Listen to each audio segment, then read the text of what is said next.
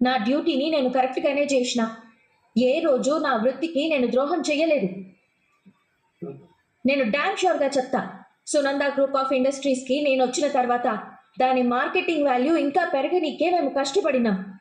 ఆ గొప్పతనం నీది కాదు, కంపెనీ గొప్పతనం. నీ ప్లేస్లో ఎవరున్నా సరే ఆ వర్క్ చేయించగలను. నీ ప్లేసే కాదు, నా కొడుకు ప్లేస్లో కూడా ఎవరున్నా సరే నేను వర్క్ చేయించగలను. అది నీ గొప్పతనం అని నువ్వు అనుకోవద్దు. గదేంది మేడం, అంత తేలిగ్గా మీరు? అవును, నేను చెప్తున్నాను కదా, వెనకున్నోడు బలవంతుడైతే కుక్క కూడా రాజ్యం ఏలొచ్చు. So Sunanda group of industries అని ఒక స్టాంప్ ఉంది కాబట్టి దాని మీద నువ్వు లీగల్ అడ్వైజర్గా ఉండొచ్చు, నా కొడుకు ఎండీగా ఉండొచ్చు, లేకపోతే నా కొడుకు చైతన్య క్రియేటివ్ హెడ్గా ఉండొచ్చు, ఎవరు ఎలాగైనా ఉండొచ్చు. I don't care. అది నీ గొప్పతనం కాదు, కంపెనీ గొప్పతనం. కాదు మేడం, వర్కర్ని బట్టి కూడా ఉంటది. అంటే నీ భర్త నువ్వు లేకపోతే ఈ సునంద గ్రూప్ ఆఫ్ ఇండస్ట్రీస్ మూత పడుతుంది అనుకుంటున్నావా? లేదు, నేను అట్లా అనలేదు మేడం. నువ్వు అనేది అలాగే ఉంది. నీ భర్త నువ్వు సాధించడం వల్లే ఈ కంపెనీకి ఇంత పేరు వచ్చిందన్నట్టు మాట్లాడుతున్నావు. అవసరమైతే నీ స్థానంలో ఒక పిఏని కూర్చోబెట్టి కూడా నేను రన్ చేయగలను కంపెనీని. లేదు మేడం, ఎవరు పడితే వాళ్ళు కూర్చోనికి గది మామూలు కుర్చీ కాదు. కుర్చీ ఎలాంటిదైనా కూర్చోబెట్టేవాడు గొప్పోడే ఉండాలి. నేను మీతో వాదించాలనుకోవడం లేదు మేడం. నువ్వు వాదించాలనుకోవడం లేదు, అవమానిస్తున్నావు. నా కంపెనీని అవమానించావు, నన్ను అవమానించావు. నేనేదో నడిపించలేనని నువ్వు నాతో చెప్తున్నావు. నేను నడిపిస్తాను చూడు. లేదు, మీరు ఆవేశపడకండి మేడం. ఆవేశం కాదు, నువ్వేదో ఛాలెంజ్ చేసావు కదా, చేసి చూపిస్తాను నేను. ఈ సునంద అంటే ఏంటో నీకు అర్థమయ్యేలా చేస్తాను. అత్తయ్య గారితో నేను మాట్లాడి తప్పు చేసినానా? చైతు, ఏంట్రా, ఏమైంది, ఎలా ఉన్నావు? ఏం లేదు డాడ్, మామేమో అన్నయ్య బాధ్యతలన్నీ జీవనకు అప్పచెప్తానంది. అది ఆవేశంతో ఉందా కోపంతో ఉందో అర్థం కాలేదు, కానీ జీవన ప్రవర్తనలో మాత్రం చాలా మార్పు కనపడుతుంది. జీవన ఏదో కొత్తగా ఉంది. ఎప్పుడే ఇలా ఉందంటే రేపు నిజంగానే బాధ్యతలు అప్పగిస్తే అప్పుడు ఎలా ప్రవర్తిస్తుందో ఏంటో అని భయంగా ఉంది. అస్సలు మన కంట్రోల్లోనే ఉండదు. పైగా మామ్ సపోర్ట్ చేస్తుంది కాబట్టి, మామ్కి నా మాట అంటే పడదు కాబట్టి ఇప్పుడు నాకు అగెనెస్ట్గా జీవన ఏం చేసినా మామ్ రైట్ అంటుంది. నాకేం అర్థం కావట్లేదు. నువ్వేం కంగారు పడకరా. మీ అమ్మ ఏదో ఆవేశంలోనో లేకపోతే మీ అన్నయ్య మీద కోపంతోనో జీవనకి బాధ్యతలు అప్పచెప్తానంది, అంతేగాని నిజంగా అప్పచెప్పదురా.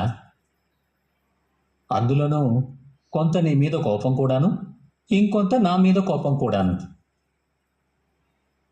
మీ అమ్మ ఆవేశంలో కోపంలో ఏదైనా డెసిషన్ తీసుకున్నా దాన్ని తర్వాత సరిచేసుకుంటుంది. నువ్వు అలా చూస్తూ ఉండు, మళ్ళీ మీ అమ్మే అంటుంది, ఏమండి ఆదిత్య బాధ్యతలన్నీ నేను చైతన్యకి అప్పచెప్తాను, లేదంటే మీరే చూసుకోండి అని నీకో నాకో ఎవరికో ఒకరికి అప్పచెప్తుందిరా. అప్పుడు నువ్వు మాత్రం కాదనికే. మామ్ తనంతట తనే అడిగి నిన్ను బాధ్యతలు తీసుకోమంటే నేను ఖచ్చితంగా తీసుకుంటాను డాడ్. వెరీ గుడ్ రా. చైతన్య, ఏంటి మామ్? ఇలారా, నీతో మాట్లాడాలి. మాట్లాడతానంటుంది. రేయ్, బాధ్యతల గురించి అయి ఉంటుందిరా, మంచిదే కదా. దేని గురించి మామ్? అదే ఆ ఎండి పోస్ట్ గురించి ఒకసారి నీతో మాట్లాడాలి. చెప్పానా, నేనన్నదే. డాడ్, యు ఆర్ ఇంటెలిజెంట్, అన్ని కరెక్ట్గా క్యాచ్ చేస్తావు. నువ్వు వెళ్ళరా ఫస్ట్. చెప్పు మామ్. జీవన్ ఎక్కడుంది? లోపల ఉంది మామ్. తనని కూడా పిలు. ఈ విషయం చెప్పేటప్పుడు ఇద్దరు పక్కపక్కనే ఉండాలి. అత్తయ్య గారిని బాధ్యతలు త్వరగా అప్పచెప్పమనేమో పెద్ద ఒక పక్క నుంచి చంపుకు తింటుంది. అత్తయ్య గారిని నేనే అడుగుతాను. జీవనా! చైతు ఎందుకు పిలుస్తున్నాడు? వీడికి పని లేనట్టుంది. ఏ కాఫీయో జ్యూసో కావాలని అడుగుతూ ఉంటాడు. ఉండు, వీడి సంగతి చెప్తాను. నేను కాబోయే ఎండీని, బిట్టి సర్వెంట్ని కాదు. అంటే ఇప్పుడు వచ్చింది బయట నుంచి. మామ్ నిన్ను పిలవమంది. చెప్పండి అత్తయ్య గారు. పంతులు గారితో మాట్లాడాను. ఎల్లుండే మంచి రోజంట. దేనికి అత్తయ్య గారు? అదే ఎండీగా బాధ్యతలు నేను తీసుకోమని చెప్పాను కదా. ఎల్లుండి నుంచే సునంద గ్రూప్ ఆఫ్ ఇండస్ట్రీస్కి నువ్వే ఎండివి. అత్తయ్య గారు, ఎందుకలా అంటున్నావు? ఆ, అదేం లేదు అత్తయ్య గారు. ఎల్లుండి మంచి రోజు అన్నాను కదా, అందుకే కొంచెం ఆనందంలో అలా ఎక్సైట్ అయ్యాను. ఆ రోజు ఆఫీస్లో అందరికీ స్వీట్స్ కూడా పంచాలి. అలాగే అత్తయ్య గారు. ఆ, ఏమండి, జీవనతో పాటు ఇది మీకు కూడా చెప్పినట్టే ఎల్లుండి నుంచి జీవనే సునంద గ్రూప్ ఆఫ్ ఇండస్ట్రీస్కి ఎండీగా ఉంటుంది. అఫీషియల్గా సిగ్నేచర్ రైట్ కూడా తనకే ఉంటుంది. ఇండస్ట్రీస్కి సంబంధించి ఏ వ్యవహారాలు కావాలన్నా కూడా మీరు మీ కోడలతో మాట్లాడచ్చు. చిన్న క్లారిటీ, మళ్ళీ మీరు కోడలంటే వేరే అనుకుంటారేమో. జీవన. థ్యాంక్స్ అత్తయ్య గారు.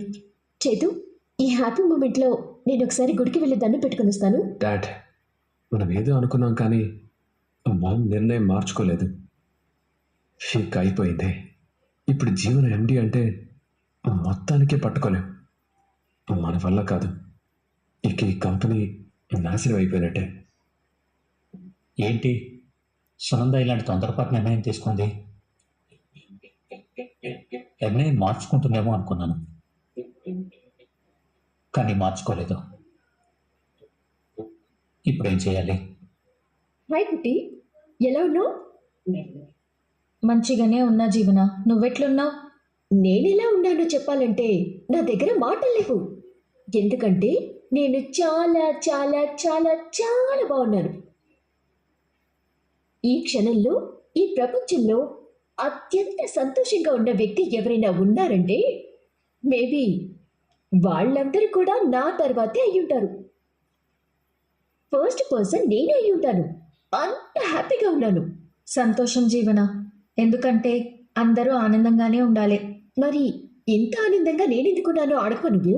సరే, నీ ఆనందానికి కారణాలు చాలా ఉంటాయి. ఎదుటి వాళ్ళ వ్యక్తిగత విషయాల్లోకి నేను పోను. లేదు కుట్టి, నువ్వు నేను చిన్నప్పటి నుంచి మంచి ఫ్రెండ్స్ కదా, జిగ్గే దోస్తులం కదా. మనిద్దరం మంచి స్నేహితులమైనప్పుడు నీకు నేను ఎలా పారేదానవుతాను? సో ఏం జరిగినా మనమిద్దరం చెప్పుకోవచ్చు. నువ్వు నన్ను అడగొచ్చు, అడగకపోయినా కూడా నేను చెప్పొచ్చు. ఇంత ఆనందంగా నేను ఎందుకున్నానంటే నువ్వు గెస్ట్ చేయగలవా? జీవన, నేను వెళ్ళాలి. వెళ్తుకానిలే కుట్టి. అరే, ఒక ఫ్రెండ్ హ్యాపీగా ఉన్నప్పుడు కనీసం నువ్వు షేర్ చేసుకోకపోతే ఈ ఫ్రెండ్ ఎంత బాధపడుతుందో చెప్పు. సరే, ఎందుకు హ్యాపీగా ఉన్నావో చెప్పు. సునంద గ్రూప్ ఆఫ్ ఇండస్ట్రీస్కి కాబోయే ఎండి ఎవరో తెలుసా? ఈ జీవన. ఏంటి షాక్ అయ్యావా?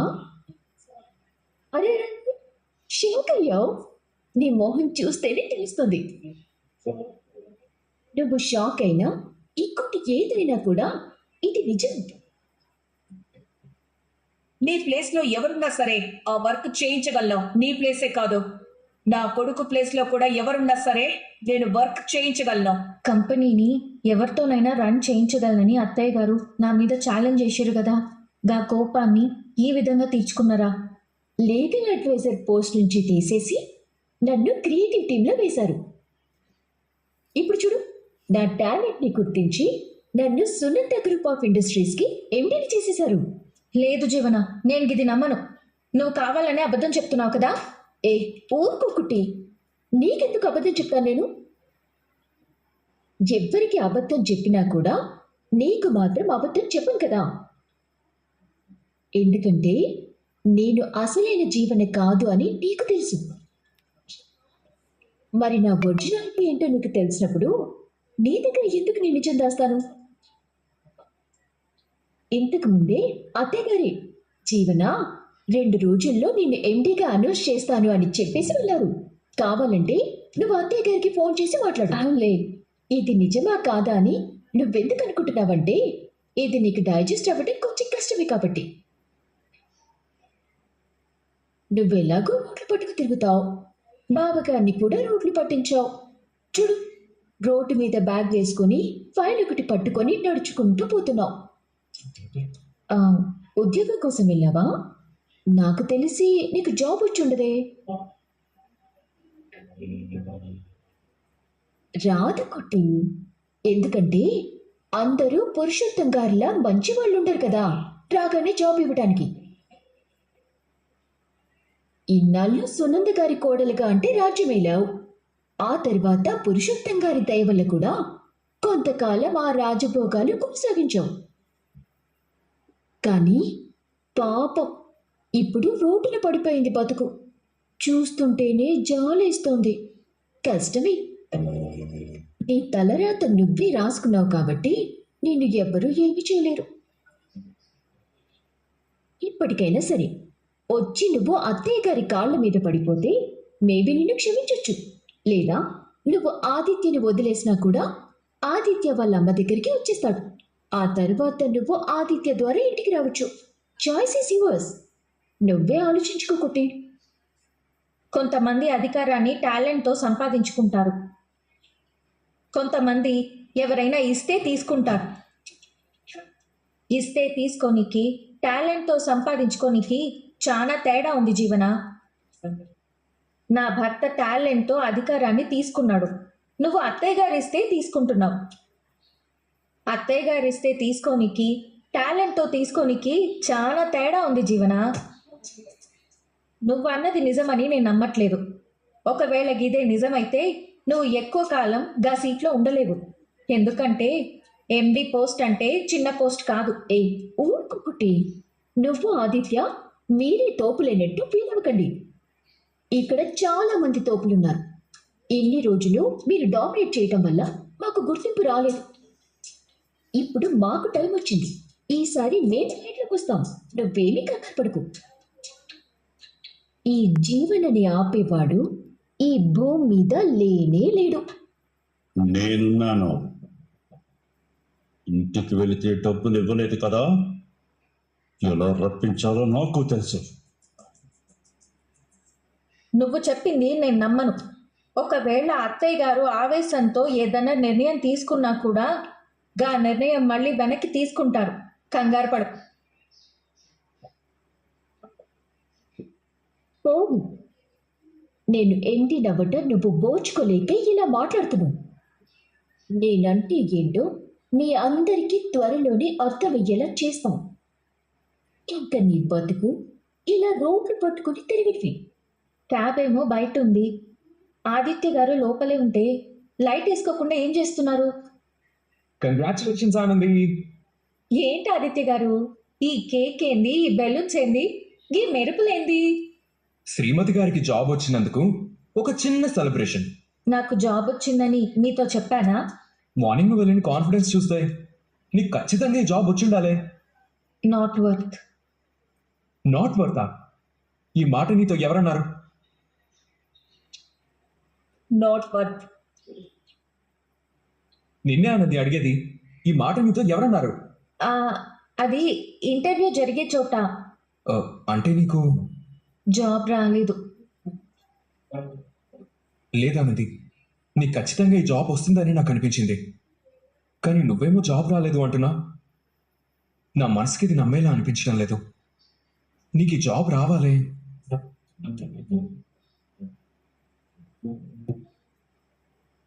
నన్ను నాట్ వర్త్ అన్న కంపెనీలో జాబ్ రాలేదు, కానీ వేరే కంపెనీలో జాబ్ వచ్చింది. నాకు తెలుసా ఆనంది, నీలాంటి గుడ్ పర్సన్ని ఎవరైనా వదులుకుంటారా? నిన్నే నాట్ వర్త్ అన్నారు అంటే వాళ్ళ మైండ్ సరిగ్గా పంచైన వాళ్ళు అయి ఉంటారు. అయ్యో అలా అనొద్దండి. అందరికీ మనం నచ్చాలని ఎందుకు అనుకోవడం? అదే నిజమేలే. అలాంటి వాళ్ళ గురించి ఆలోచించడం కూడా వేస్టే. ఈ మాట అన్నది అత్తయ్య గారేనండి. చూసావా, ఈ విషయంలో నా ఆలోచన కరెక్ట్ అయింది. నా భర్తకి నా గురించి తెలవదా? లోకమంతా ఏమనుకున్నా భర్త తన వైపు ఉన్నాడంటే భార్యకి ఈ ప్రపంచాన్ని గెలిచేంత సైన్యం ఉన్నట్టే ఆదిత్య గారు. మన ఆకాశానికి అన్ని పౌర్ణమి రాత్రులే ఆనంది. ఈ జంట ఇలాగే కలిసి ఉండాలి అని ఆ ముక్కోటి దేవతలు దీవించారు. కేక్ కట్ చెయ్. ఆదిత్య గారు, ఈ సెలబ్రేషన్స్ అవసరమా? నా భార్యకి సంబంధించిన ప్రతి విషయాన్ని నేను సెలబ్రేట్ చేస్తాను ఆనంది. అదే నాకు నిజమైన ఆనందం. తీసుకో. Thank you so much Aditya గారు. ఎవరండి? మన ఆఫీస్ నుండి నారాయణ గారు. హలో, చెప్పండి సార్. సార్, ఎండి పోస్ట్లో జీవన గారిని కూర్చోబెట్టాలని సునంద గారు అనుకుంటున్నారు, ఆఫీసులో చెప్పుకుంటున్నారు సార్. అదంతా నిజమై ఉంటుందిలేండి. లేదు సార్, లేదంటే నేను మీ వరకు తీసుకురాను కదా. తొందరగా కంపెనీ బాధ్యత తీసుకోకపోతే నష్టం తప్పదు సార్. ఉంటాను సార్. ఏమైంది ఆదిత్య గారు? సునంద గ్రూప్ ఆఫ్ ఇండస్ట్రీస్కి జీవనాన్ని ఎండీగా చేస్తున్నారట.